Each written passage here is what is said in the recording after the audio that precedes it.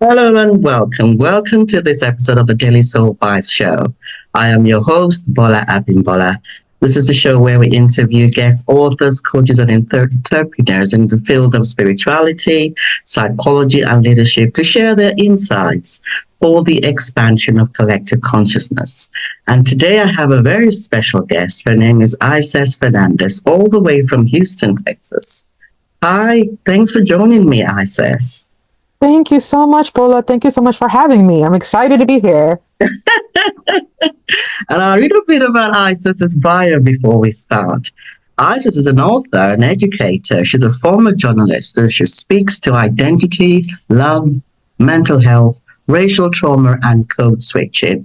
She has so many awards. One of them is that she's an illustrious Yale Writers Workshop member. That is fantastic. I'm looking forward to hearing more about your work, Icess. But the first thing I want to know is tell us a bit more about your new book. Because you've got a book out. This is the opposite of breathing is cement, poetry and prose. Tell us a bit about this book. Who is this book for, the audience, and what is it going to do to collective consciousness?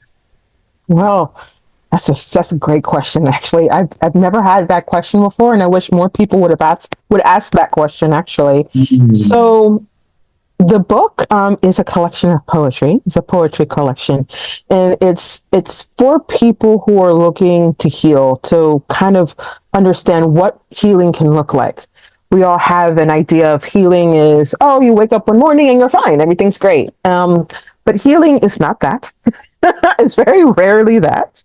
Healing is, I like to call it a ball of yarn or a rubber band ball, where it's just one day you're great, the next day you're not, the next day you're okay. And so it's about healing, and healing has a lot of layers to it. It's not just healing of a broken heart, but maybe healing of some trauma, healing of maybe the events that are going around. We've had some interesting events in the last couple of years in the United States, and that takes some healing.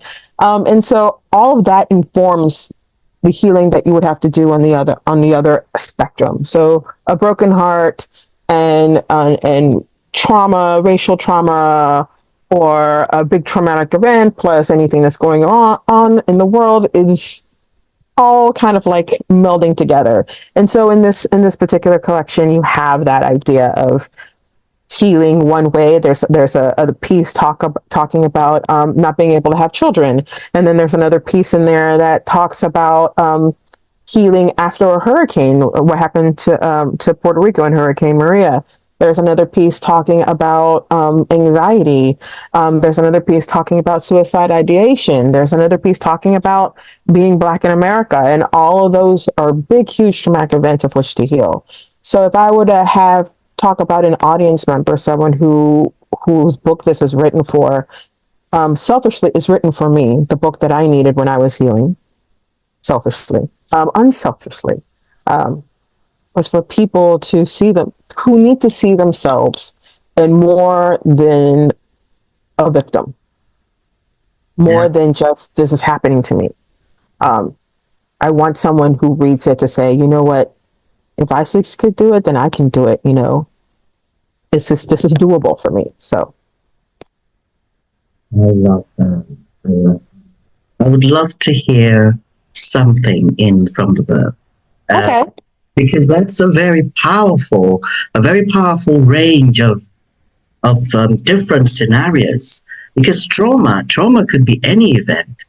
What one person would feel traumatic about, another wouldn't. And I love the way you have gone through different experiences, from suicide to hurricanes to romantic relationships gone wrong, different relationship difficulties cause different reactions for us. Two people may go through the same thing, but they will experience it in different ways. So I love the way your book captures different experiences. And I'd love you to, because this is all about mental health. It's all about how we can begin to see how we are empowered beings. And all parts of us, whether it's mental or emotional or spiritual, really depend on how we react to the circumstances around us. And I would love to hear a bit from the book as to as to how you have captured something that will really help to relieve mental health challenges. And then Okay. we'll talk a bit more. I'm really curious about how you have come to write this really powerful set of, of poems. So, if you would it be okay to I read some? would. I would love to. I would love to. I'm going to read something called "Ode to Anxiety." That's what the cover of the book looks like. I don't know if you can see right there. Yes, that's it. Um, I can say it. and so it's called "Ode to Anxiety." You are the kind of lover I always knew I'd have, but never wanted. The kind of lover my madre warned me about, all knees together and don't come home pregnant. But when my belly filled with your spawn, it wasn't enough. The terror continued. What if they looked like you? A Xerox copy of your tension, breath by shortened breath, the crawling of forearm skin, the way the brain tricks, flight or fight, and it's always fight, and it's always fight. My fists against your chest, your fingernails digging into my skin. My fist aims for your jaw, your cold fingers coil around my throat and they squeeze. I cannot breathe. You pull me in and again we tussle. You don't love me, I scream, face hot with resignation. You don't know how much I love you. I heard the answer and you linger in my skin, in my breath, in my brain, like a million web browsers open. I am confused what to do next. I want you gone. You stay inside. You kiss me to show what it truly means to be breathless, to have life sucked out of you until I double over crying. We are a novella, you and me. We are the univation of brain effery. We are the dysfunction that was always coming, the kind of couple people stop inviting to dinner parties, uncomfortable to talk to, unbearable to think about. Their good intentions cloak the bruises you've made. How I fear daylight, how I fear people, how I fear looking at my reflection to see the damage of your love in my stare.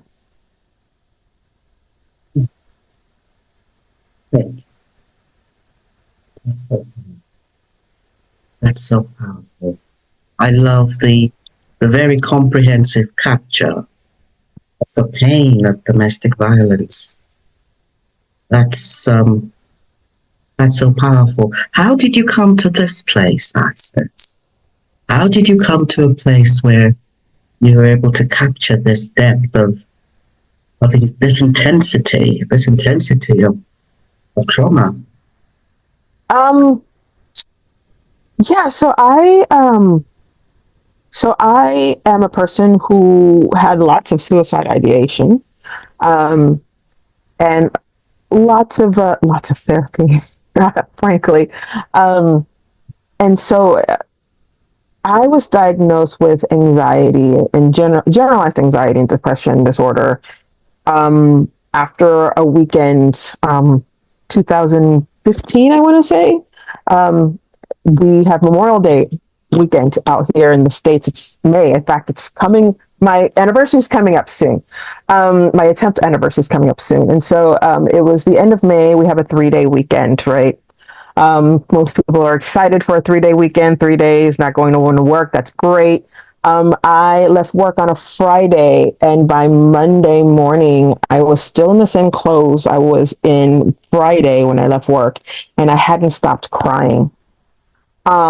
A good friend of mine called me just to see what I was doing for the day, if I had any plans, and I told her what was going on, and she said, "You immediately need to go to the doctor. I don't care what doctor is open on Memorial Day, but you need to go."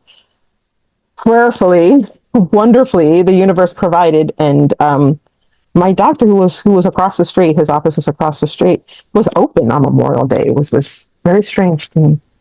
And I went to the doctor and he said something really interesting. He said, baby, I can't help you. There's nothing I can give you that's going to take that away. I can refer you somewhere. And so on Memorial Day, I went to the psychiatric hospital by myself in a town far from home without my family there. And I was too ashamed to call any friends to come with me.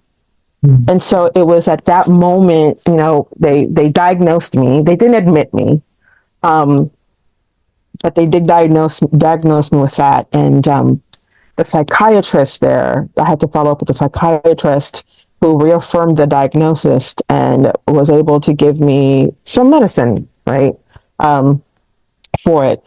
One of the things he prescribed happened to be sleeping pills, because when you are on Wellbutrin, it can be difficult to go to sleep.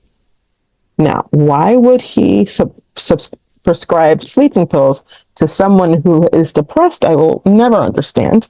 But a couple of weeks later, in mid-July, I was talking to my mom, and I did not want to live anymore. For weeks, I'd been asking the universe to take me. I didn't want to be here anymore. I'd been planning what my suicide note was going to say, how I was going to tell my mother that I no longer wanted to be breathing on this earth, how it was just literally painful to exist. And I took a handful of those sleeping pills. And somehow, I don't know how it happened, but I woke up the next morning. No idea how that happened. Just literally just took I don't know, he had maybe a month's worth in the bottle. I think in the bottle there was maybe a couple left, 3 or 4 left. So I had taken the lot, and I woke up the next morning. And so also prayerfully, that next week when I went back into work, I got fired, which was the best thing ever. It was the best thing ever. And came home, and the process to begin healing began. And so this particular poem was a lot about what anxiety feels like. It feels like being in an abusive relationship. It feels like you're tussling. It feels like I literally, when I have I know I'm anxious because I feel it on my skin, in my forearm skin, right here. It'll start to tingle. I'll start to not being able to breathe, right? And it's just, I feel it happening. And so it's that poem kind of captured it. And I thought it'd be interesting to have an ode, which is literally a celebration of something, to exalt something, essentially. And then the flip of it is we're exalting this moment of anxiety that feels like you're being beaten by somebody who loves you, because in essence you are. I love that. It's a relationship with self. That's a very powerful acceptance of how spirit works with us. Yeah. Because I can hear the way you interpret some of these things that have happened as to how their relationships with different parts of you. There is a very strong acceptance there. And I think this is really important on our journey. The journeys that we take, how we come to see the different parts of us, the spirit part of us, as well as the ego parts. How would you describe anxiety as a relationship phenomena? Because I can hear you say, and I agree with you, actually, I do, how anxiety is really about how there's a part of us that loves us, and there's a part of us that feels disconnected from that love. Mm-hmm. And there are other parts of us that actually feel traumatized and wounded. How would you describe anxiety? Because I think this is really about how those who have anxiety can come to perceive it in another way, and maybe come to relate to themselves in another way. Rise beyond, not as victims, but as empowered beings. So I can hear that in your work. And in what you're saying, that you see anxiety as a relationship dysfunction, if you like. And I would love to hear a bit more about that, and also about code switching, because somewhere along the line, you switched from that place to this empowered, dynamic, award-winning Wonderful person.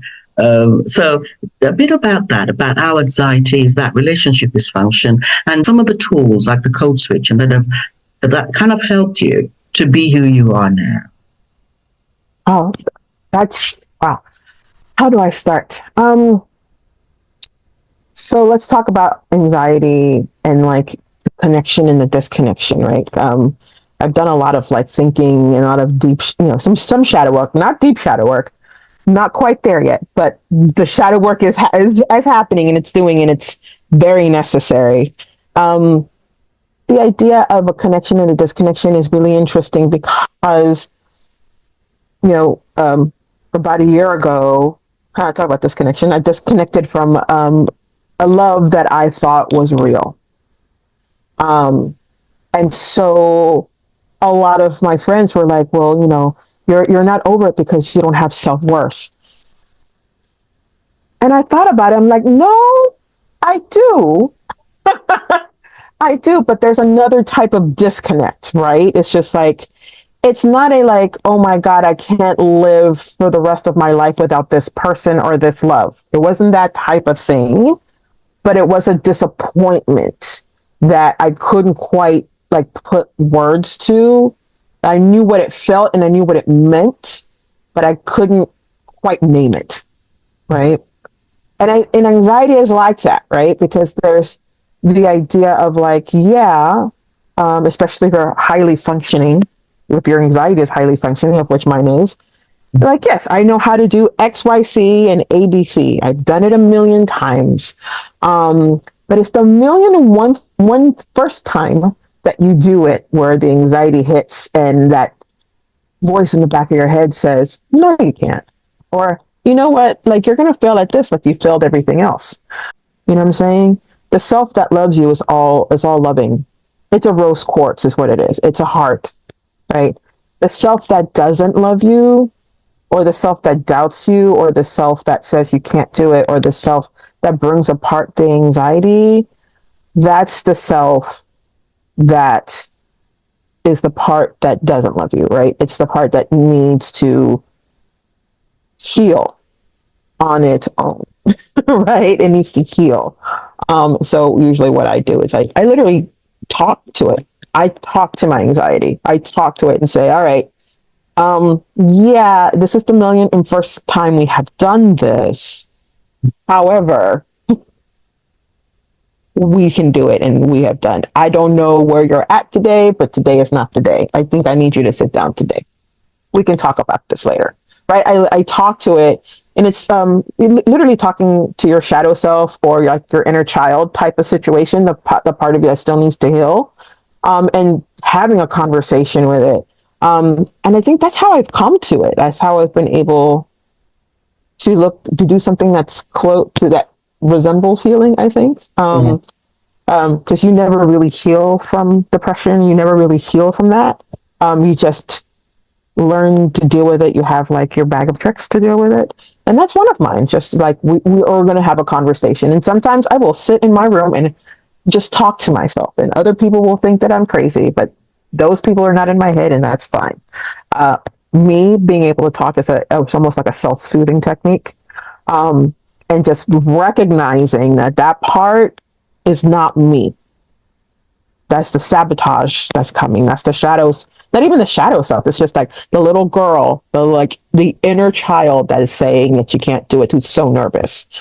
And you're just like, well, we'll talk about it later after we're done driving this big bridge. It usually happens over big bridges for me, or after an interview conversation, or after this or after that.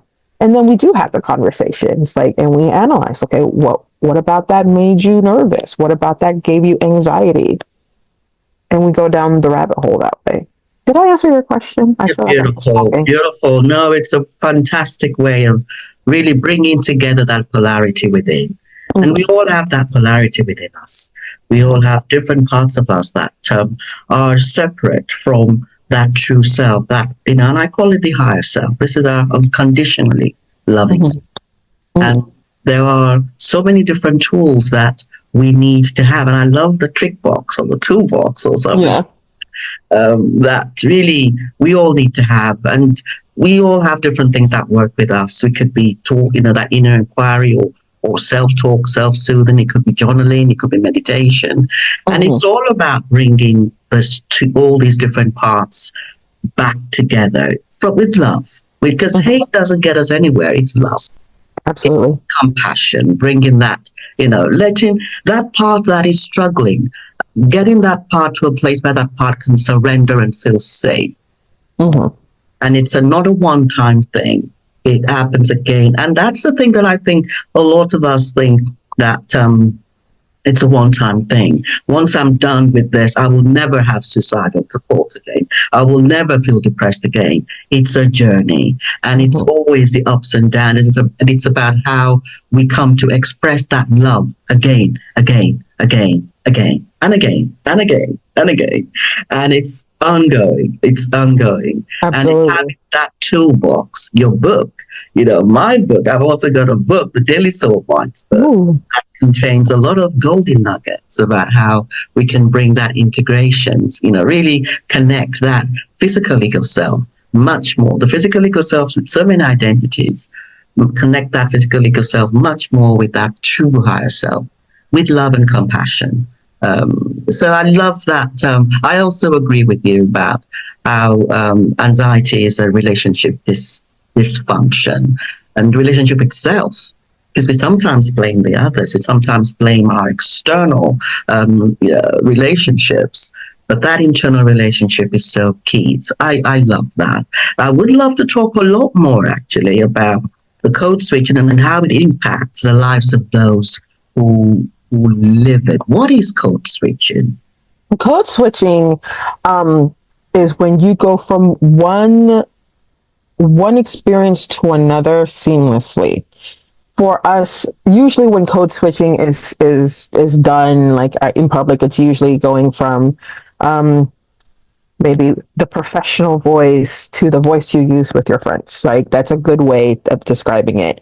Or it goes from one language to another, or being able to be in several different types of circles, social circles, and feel at home at each. So you'll switch from like, your professional um, your professional circle, right? And it's very nice, and you know how to act and blah blah blah. And then you go to the barbecue or the cookout, like that's what we call it in America, where with your friends and everybody's having a beer, eating barbecue, and then you don't even have to change clothes. You just automatically boom, like your whole presence change, and then you can go from there to being the mom at the park with your kids, and don't even change clothes again, and then your body language changes, your speech pattern changes, even your mannerisms change. So yeah, I do a lot of code switching in a day. I think I tracked it one time, and I was kind of dizzy after I tracked it. I think I had one day, I think my personal best was 7. Code switched 7 times. Yeah. Yeah. I love it. This is frequency. It's lovely. And these are parts. These are all different parts of us. Yes. That, you are feeling comfortable with each part, each code. Absolutely. And billions of times per second, I'm told we switch per second. And they're just very, very different, very slight variations. Right. And I actually have tracked my code switching. I've tracked it sometimes, and the body changes. There are some scars that I didn't have in the morning that I end up having, at night. That I'm wondering, okay, I know I didn't have this morning, and the body. It's not just the mindset that switches. And the thing research has to be done around this. Mm-hmm. That code switching may be much more than we think. And there is a lot, because I'm also an energy practitioner, there is definitely a great deal that we get through in our day to day that we do not fully understand. But I love the way you have captured the different parts, the different codes that we hold throughout the day, throughout the month, and how we can come to a place of acceptance of each different code. Switching with ease, switching with love, with acceptance, integrating each part, because each part will have its own different way of expressing itself, and probably even a different set of beliefs. You know, the mother in the park, the mother code in the park may be very different from the boardroom code, or from the code with your mother or your brother. There is a lot of unconditional love we need to have in order to hold that space, so that we continue to feel safe no matter what. We continue to feel secure. I love that as an understanding and as a perspective. I love it. Thank you for sharing that with us. How can people find you, Icess? This is something I know you write.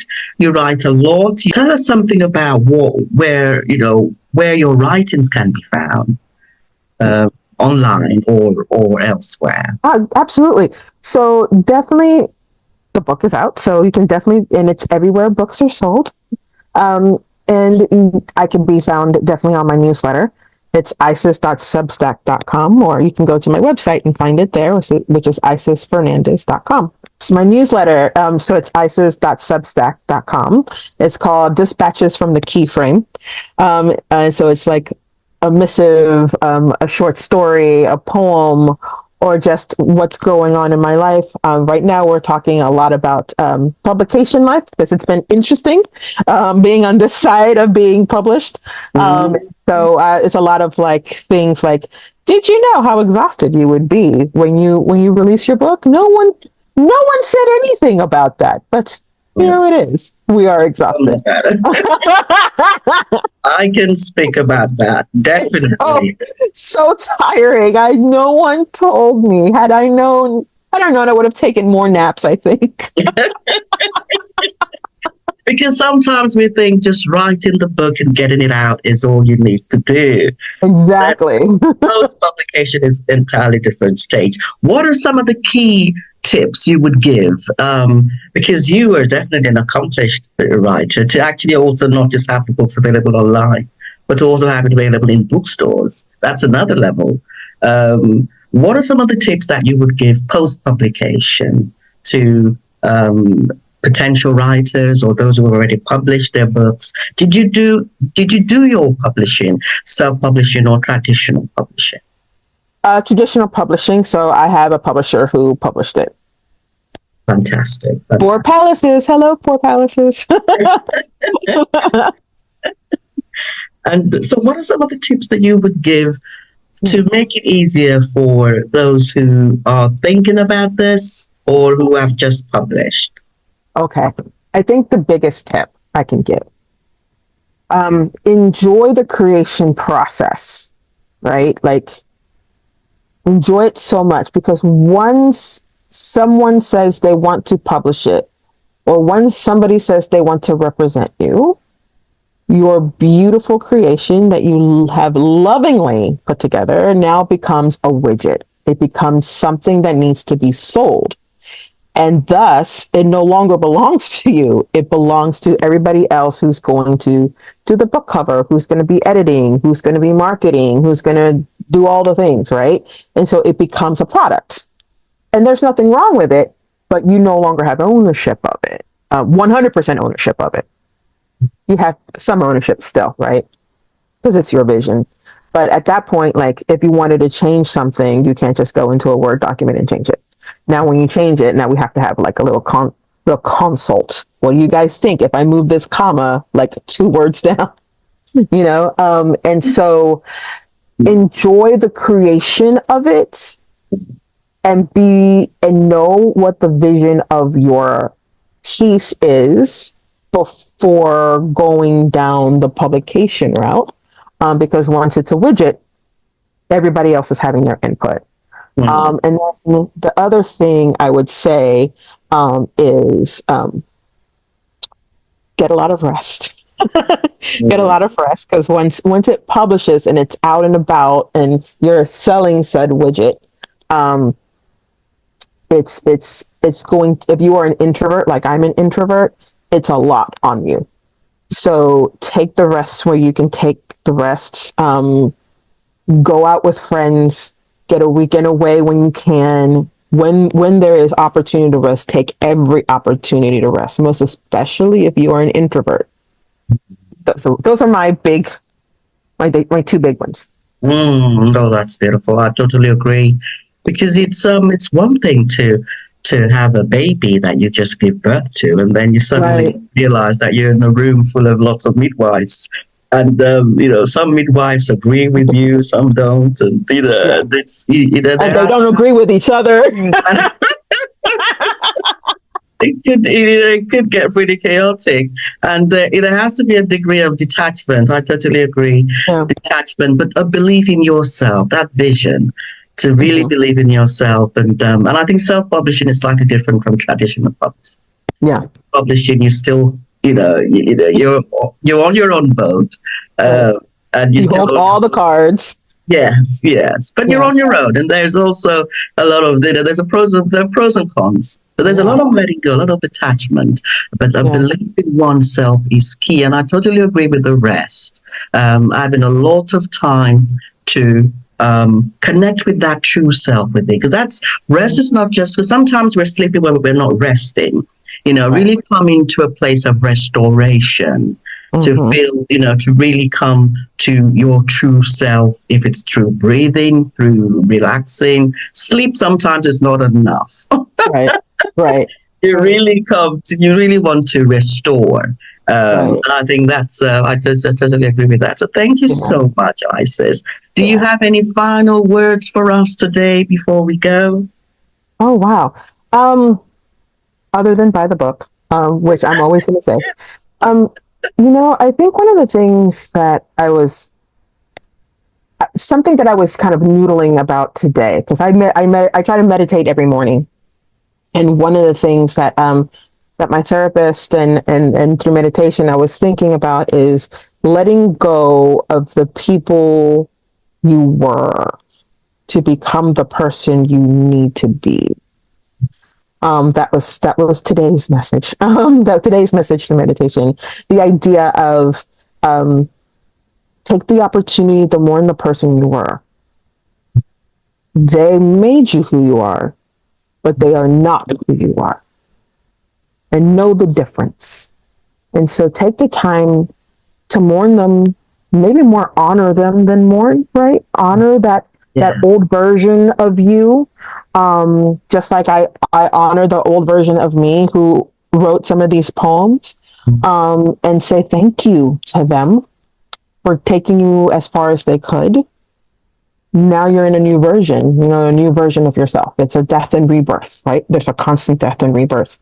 And so honor the old so that way the new can blossom.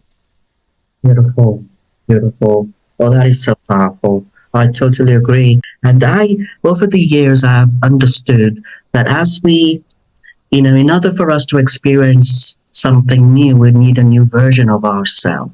Mm-hmm. And that new version is still an ego version. Mm-hmm. And there's a lot of, each side will have pros and cons. So even that new side will develop some challenges. Mm-hmm. It's an ongoing journey. So I've come to understand that letting go process is ongoing. The Yes. constant letting go. So that honoring, the mourning or honoring is ongoing. And it's how we begin to do it on a day-to-day with more ease and flow, for goodness sake. Absolutely. Absolutely. I think it's one of the reasons why I got into meditation, right? Meditation is like part of the healing. And I do specifically a gratitude meditation. And I do it most mornings. I can't do it every morning because sometimes you just have to get out the door. But like the mornings, I can tell a difference. The mornings I sit down and meditate and think about gratitude and meditate on gratitude and how the heart center fills up with that. The more that you are kind of like, you're honoring the person that you were and the person you're becoming. So, Oh, I love that. Great tool. Great tool. I meditate several times a day. I breathe. I have a lot of, I wear my crystals. I use cards, guidance. My connection with spirituality really, I think, is something that has come to drive my day to day a lot more. Because I went from being a medical student, all about science, and I'm now all about the spirit. And it's very interesting how there is that difference in perception, difference in the quality of my day to day. Right. Still busy, still dealing with science in different ways, but it's the energy side of science that I'm dealing with a lot more now. Understanding that this being is a physical being, and there is Right. also the spirit being. And I'm glad I understand the physical being, and I love it. I think medical science helped me love that physical being, the biology of it, the dynamic part of it, the fact that all the cells in us are constantly, I mean, there's some parts that die, but there's a significant amount of new cells that are regenerating every day. And it's about how those cells are holding DNA, and that DNA needs to be imprinted with a particular energy that allows it to expand, allow it to be programmed in different ways. So it's quite interesting that journey. But the goal is to continue to enjoy this life more and more. This is it. How can we enjoy life? There's no do-over. Either you do it or you don't. Yes. It's just, I think that's God. I love the way you are enjoying your life and the awards, and the way you're celebrating yourself and celebrating the life you've had, and sharing the gifts you have learned with others through the book, through your readings. And you are a phenomenal person, and I do appreciate you joining me today. Thank you. You were literally talking about crystals, and I'm just like, if you would have seen my desk, I'm surrounded by crystals at the moment. So like, I'm just like, oh, we have lots to talk about. That energy is important because they carry a frequency, a code that Absolutely. allows us, when we align to it, allows us to hold that intention, hold that code to support us in an energetic way, with ease, with more ease. We can really become more open-minded and come to see things in a different way. So I love that. So thank you so much, Icess, for joining me today. Thank you so much. I enjoyed our conversation. So did I. And I'd like to thank our audience for joining me today. And I invite you to subscribe to the Daily Soul Bytes show, and to grab a copy of Icess's book, The Opposite of Breathing is Cement. To grab that book, and to also grab the Daily Soul Bytes book, my book, and to subscribe. That's it. And this is something I do want to encourage us to do, because really this is about using the different tools and available resources around us. And if you connect to this, there's a reason behind it. So follow that intuition, follow that instinct, and let it open up something new around you. So thank you for joining us today, and I look forward to seeing you on the next episode of the Daily Soul Bytes show. Bye.